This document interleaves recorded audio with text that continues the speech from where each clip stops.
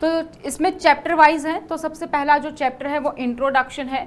Introduction में सिर्फ इतना ही है कि ऑफिस प्रोसीजर एक्चुअली में क्या है।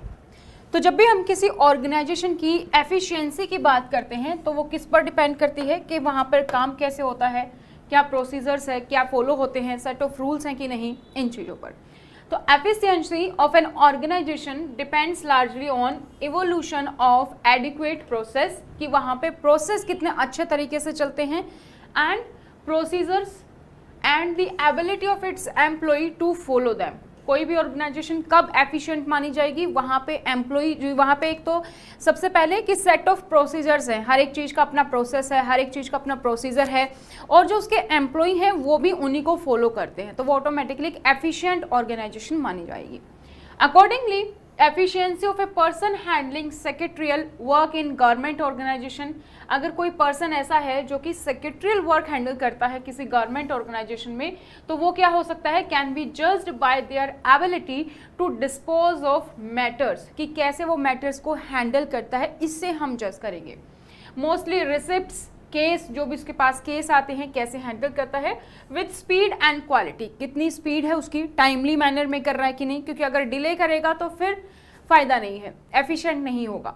विद स्पीड, वो टाइमली मैनर में होना चाहिए, और विद क्वालिटी होना चाहिए। ये भी नहीं कि स्पीड में कर रहा है तो फटाफट जो बस रफा दफा कर दिया, क्वालिटी भी मेंटेन होनी चाहिए, स्पीड भी मेंटेन होनी चाहिए।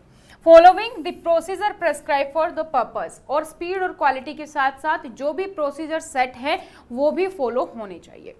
तो the ultimate objective of government business क्या है, अगर गवर्नमेंट की बात करें तो गवर्नमेंट का जो अल्टीमेट ऑब्जेक्टिव है वो क्या है, to meet citizen needs and further their welfare, कि जो भी सिटीजन्स की नीड है उनको मीट करना और जो भी वेलफेयर से रिलेटेड काम है वो करना। तो गवर्नमेंट का आफ्टर ऑल मोटिव क्या होता है कि जो भी काम है वेलफेयर के लिए, सिटीजन के वेलफेयर के लिए काम करना है, उनकी नीड्स को पूरा करना है। इसीलिए अलग अलग तरीके की स्कीम्स आती रहती हैं, या कुछ अमेंडमेंट है वो आते रहते हैं, कुछ मॉडिफाई करना हो कि स्कीम में कुछ नया करना हो, सब्सिडी वगैरह देना हो। जब कोविड था तो उस टाइम पे जैसे कि जो महिलाओं वाले खाते थे उसमें 500 रुपीज़ गए थे, ठीक है, या फिर जो बिलो पावर्टी लाइन थे उनको अनाज देना था। तो ये सारी चीज़ें क्या है, ओवरऑल नीड क्या है कि सिटीजन जो हैं हमारे देश के जो नागरिक हैं उनका नीड और उनकी जो वेलफेयर के लिए ही सारे काम करना। तो ये तो थी बेसिकली कि एक ऑर्गेनाइजेशन की एफिशिएंसी को हम कैसे मेंटेन करेंगे कि वहाँ पे प्रोसीजर, जो भी रूल्स हैं, जो भी प्रोसेस हैं वो फॉलो होते हों, साथ ही उनके एम्प्लॉय उनको फॉलो करते हों, और उनको फॉलो करते हुए जो टाइम है वो स्पीड और क्वालिटी के साथ हो, टाइमली मैनर में हो, ये ना हो कि डिले हो रहा है। तो every business organisations have their own business goal, हर ऑर्गेनाइजेशन का अपना अलग बिजनेस गोल होता है, ठीक है, हर किसी का अपना अपना अलग गोल है, जो भी जिस बिजनेस में उस बिजनेस से रिस्पेक्टिव उसके गोल्स होंगे। To achieve their business goal they have to perform different work, और उसी गोल को अचीव करने के लिए अलग अलग काम करने होंगे। जैसे कि हम अपनी बात करें तो क्या है, बेसिकली एक स्टडी पोर्टल टीम है, तो अल्टीमेटली क्या है कि बच्चों का सिलेक्शन करवाना स्पेसिफिकली फॉर टीचिंग एग्जाम्स को हम टारगेट करते हैं। तो उसके लिए अलग अलग गोल हैं कि कैसे हम मदद कर सकते हैं, हम यूट्यूब पर भी या व्हाट्सएप के थ्रू भी, या फिर आपके नोट्स और अभी क्लासेस हैं इसके थ्रू के भी। तो जो जो जैसा जैसा जिसका बिजनेस होगा उसके अकॉर्डिंग उनके अलग अलग गोल्स हो सकते हैं, ठीक है। स्कूल की बात करें तो स्कूल में क्या है कि बच्चों का ओवरऑल डेवलपमेंट है ना, तो उनका सिलेबस भी टाइमली पूरा हो, उसके साथ साथ वो एक्स्ट्रा करिकुलम एक्टिविटीज़ में भी पार्टिसिपेट करे। कोई कमज़ोर बच्चा है उस पर भी ध्यान देना है, सबके डाउट्स क्लियर करने हैं, सभी बच्चों पे पूरा ध्यान होना चाहिए टीचर का।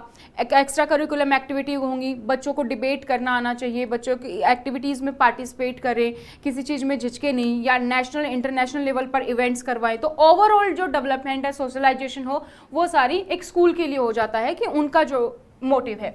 तो these works or activities should be performed by following certain rules and regulation which is known as official procedure। और किसी भी कंपनी के, किसी भी ऑर्गेनाइजेशन के गोल को मीट करने के लिए उसके साथ में जो भी वो अपने टारगेट्स बनाते हैं छोटे छोटे, या जो भी वर्क करते हैं, जो भी वो एक्टिविटीज़ करते हैं, और वो उनके लिए वो क्या बनाते हैं, साथ साथ सर्टेन रूल्स बनाएंगे, सर्टेन रेगुलेशन जिनको वो फॉलो करेंगे। ऑफिस प्रोसीजर है हंसराज आज का टॉपिक, ऑफिस प्रोसीजर हमने स्टार्ट किया, ठीक है।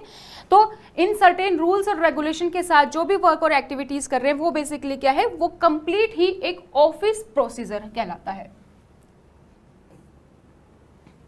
तो office procedures are specific techniques and ways to carry out the official activities properly for making decision.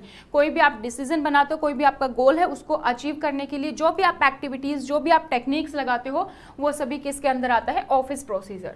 A decision maker needs information. कोई भी जो डिसीजन मेकर होगा उसको क्या चाहिए? इंफॉर्मेशन चाहिए, फैक्ट्स चाहिए, डाटा चाहिए और स्टैटिक सोच चाहिए for making important decision about different matters. जैसे कि अगर कोई भी एग्जाम दे रहा है, अगर एग्जाम के पर्सपेक्टिव से देखें तो क्या चाहिए? इंफॉर्मेशन, कौन सा एग्जाम है, कौन सा लेवल होता है, क्या एलिजिबिलिटी है, क्या क्राइटेरिया है, उसके बाद फैक्ट्स की क्या हमारा सिलेबस एग्जाम पैटर्न है, क्या उसका रहा है।